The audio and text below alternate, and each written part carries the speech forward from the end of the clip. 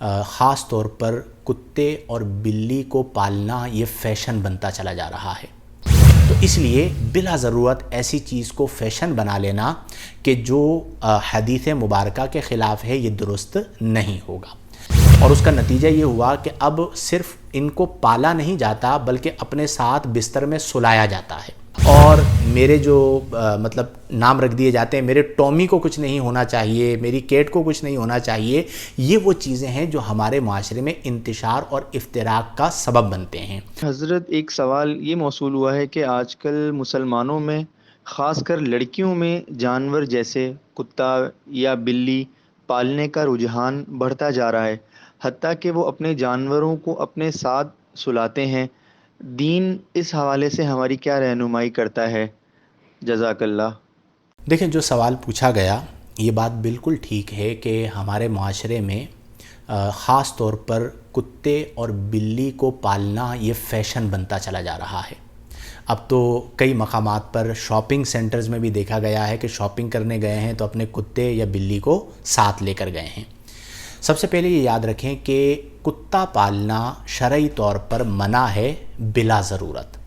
اگر ضرورت ہو، ضرورت سے مراد گھر کی حفاظت کرنا ہے یا کھیت کی حفاظت کرنا ہے یا چوپایوں کی یعنی جانوروں کی حفاظت کرنا ہے تو وہاں پر رخصت موجود ہے۔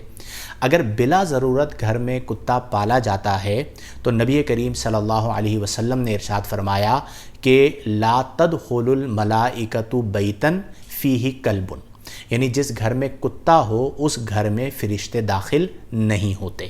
تو اس لیے بلا ضرورت ایسی چیز کو فیشن بنا لینا کہ جو حدیث مبارکہ کے خلاف ہے یہ درست نہیں ہوگا۔ البتہ بلیاں پالنے میں شرعی طور پر کوئی مضائقہ نہیں ہے۔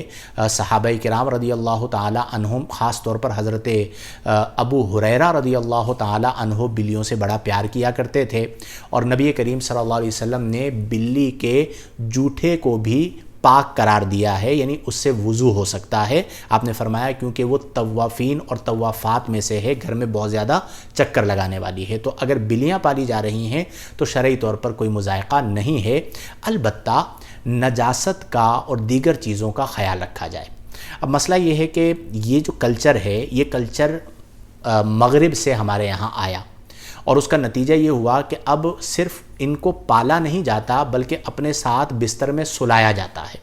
اب آپ خود سوچئے کہ ہمارے دین میں جانوروں کے ساتھ اچھا برتاؤ کرنے کا حکم دیا گیا ہے، ان پر ظلم کرنے سے منع کیا گیا ہے، لیکن آپ اشرف المخلوقات ہیں، اللہ نے ایک عزت اور تکریم عطا کی ہے، آپ کا حال ہی ہو گیا ہے کہ آپ کتے کے ساتھ یا بلی کے ساتھ سو رہے ہیں۔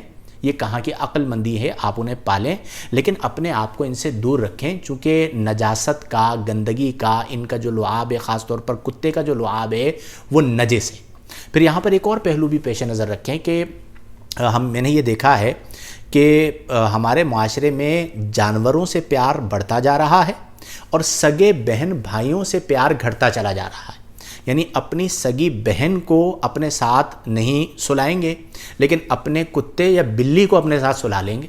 تو یہ بھی ذرا آپ دیکھیں کہ آپ کس طرف جا رہے ہیں اور آپ میں کس طرح کی چیزوں کو عام کیا جا رہا ہے۔ تو حکم شرع میں نے بیان کر دیا ہے، لیکن اس کے ساتھ ساتھ جو فسادات ہیں ان فسادات کو بھی پیش نظر رکھیں کہ جو ہمارا ایک خاندانی نظام ہے، بھائی بہن کا پیار ہے، بہن بہن کا پیار ہے، وہ ختم ہوتا چلا جا رہا ہے، اور جانوروں سے جو پیار ہے وہ بڑھتا جا رہا ہے۔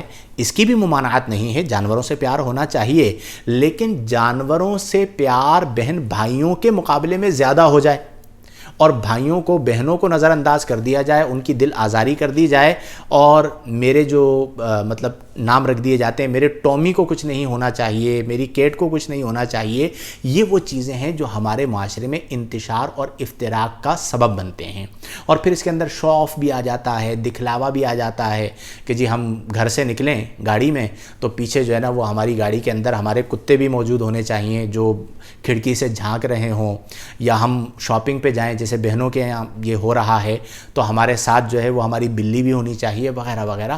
ان چیزوں کو ایک حد تک تو درست ہے جو حکم فقہی بیان کیا گیا، لیکن جب آپ حد سے تجاوز کریں گے تو پھر اسلامی اقدار اس کے سبب پامال ہونا شروع ہو سکتی ہیں، تو اس لیے اجتناب کرنا بہتر ہوگا۔ اللہ تبارک و تعالی ہم سب کو توفیق عمل عطا فرمائے۔